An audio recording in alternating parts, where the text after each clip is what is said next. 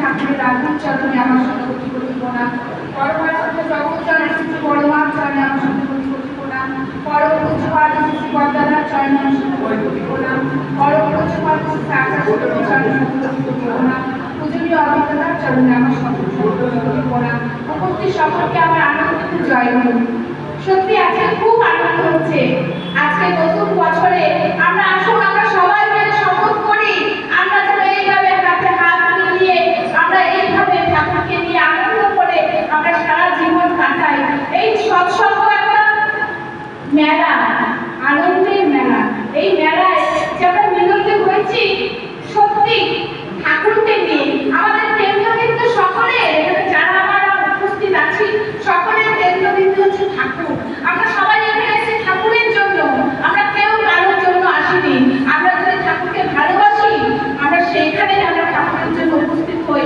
কোনো কারণে হয়তো উপস্থিত হতে পারে না, সেটা আমাদের ব্যাপার, কিন্তু আমরা সবাই ঠাকুরকে ভালোবাসি। ঠাকুরকে যে ভালোবেসেছে তার উপর যে জীবন দিয়েছে তার উপর যদি কোনো জীবন ছেড়ে দেওয়া যায় তবে তার দয়া পাওয়া যায়। আমি নিজের জীবনকে পরিবর্তন করি। আমার কর্ম যেমন হবে আমার ফল তেমনই হবে, আমার চোখ যেমন হবে আমি সবাইকে দেখবো তেমন। তাই আমরা যদি আমাদের ঠাকুরকে ধরে আমরা যদি তার উপর বিশ্বাস না করতে পারি তাহলে আমরা ঠাকুর ধরে আমাদের সার্থকতা কোথায়? এই যে মায়েরা মায়েদের সমস্ত দাদারা সমস্ত উপলব্ধির কথা বললেন, সত্যি এটা একটা স্কুল, ভদ্রকালী সৎসঙ্গ কেন্দ্র একটা স্কুল। এখান থেকে অনেক কিছু শেখা যায়। এখানে সত্যি শেখার মতো অনেক কিছু আছে।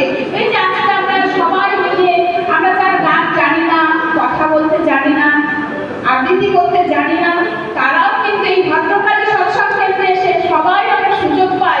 এখানে সবাই সুযোগ করে দেয় কেন? সবারই মনে ইচ্ছা আসে আমিও একটু ঠাকুরকে গান শোনাই, আমিও একটু ঠাকুরের কথা বলি, আমিও একটু ঠাকুরকে আবৃত্তি শোনাই। আমরা তো অন্য জায়গায় আমরা আমাদের সুযোগই দেয় না। তো এই ভদ্রকালী সৎসঙ্গ কেন্দ্র সব সময় সবাইকে তৈরি করার জন্য এগিয়ে আছে, আর আগামী দিনেও এগিয়ে থাকবে। আপনারা সবাই আসুন, হাতে হাত মিলিয়ে আমরা এই কেন্দ্রকে ছোট থেকে বড়, বড় থেকে আরো বড় করে তুলি। আমরা যখন দেওঘর গেছিলাম তখন আপনাদের কাছে কাকিমা যখন বলছেন যে দাদা আপনি আশীর্বাদ করেছেন এই কেন্দ্রকে যজন ইষ্টবিধি আর সৎসঙ্গ আর দীক্ষা এই তিনটে জিনিস নিয়ে আমরা আমাদের ভদ্রকালী সৎসঙ্গ কেন্দ্রকে আশীর্বাদ করেছেন, তখন সত্যি আচার্যদেবের মুখটা দেখার মতো। তার মুখ থেকে এমন হাসি আর যা গতি বেরোচ্ছে আমি দেখে অবাক।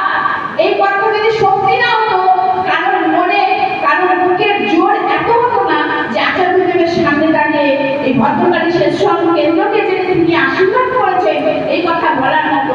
এটা হয়তো অনেকে বিশ্বাস করে না যে এই ভদ্রকালী সৎসঙ্গ কেন্দ্র এমনি হয়ে গেছে, কিন্তু না, আমি নিজের চোখে দেখে এসেছি, নিজের চোখে শুনে এসেছি। আচার্যদেবের কাছে যখন আশীর্বাদ করা হলো তার মুখের হাসি আর তার মুখের জ্যোতি দেখে আমি অবাক হয়ে গেলাম। দাদা বললেন মায়েরা আপনারা এগিয়ে যান, আপনারা কাজ করুন, আপনারা এগিয়ে যান, আনন্দ করুন। আলমারিতে তো অনেক শাড়ি আছে, কখন পরবেন ওগুলো ঠাকুরের কাছে পরে আসবেন, সেজে আসবেন, ঠাকুর খুশি হবে, আপনারাও আনন্দে থাকবেন। এইভাবে আপনারা আনন্দ করুন, এই কেন্দ্রকে এগিয়ে নিয়ে যান। তাই আমরা আসুন সবাই মিলে শপথ করি, আমাদের তো মন্দির নেই, আমরা ভাসমান, আমরা ভেসে ভেসে বেড়াই, সব জায়গাতে আমরা ঠাকুরকে নিয়ে চলি। আমরা এইভাবে যেন এই কেন্দ্রকে আরো বড় করতে পারি। সবাই সবাই